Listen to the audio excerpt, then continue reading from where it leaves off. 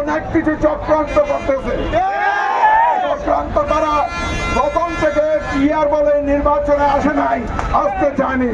এখনো নির্বাচনে এসে আবারও তারা পায়ে তারা করছে এই নির্বাচনকে তারা করে দেওয়ার জন্য। আমাদের নেতা নেতৃবৃন্দদেরকে অবশ্যই সজাগ থাকবে এই নির্বাচনকে তারা যাতে বানচাল করতে না পারে। এই বন্ধুগণ, আপনারা অনেক কষ্ট করেছেন, ইনশাআল্লাহ আগামীতেও কষ্ট করেন। এই 4-5 দিন আপনারা কষ্ট করবেন।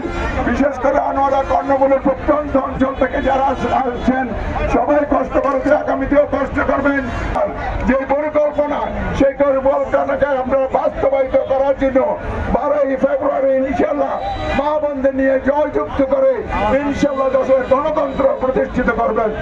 সবাইকে ধন্যবাদ জানাচ্ছি। মাত্র আগামী 3 দিন আপনাদের কষ্ট করতে হবে, ঠিক আছে? আগামী দিনের ইনশাআল্লাহ আমাদের প্রধানমন্ত্রী তারেক রহমানকে এই সিট আপনারা উপহার দেবেন।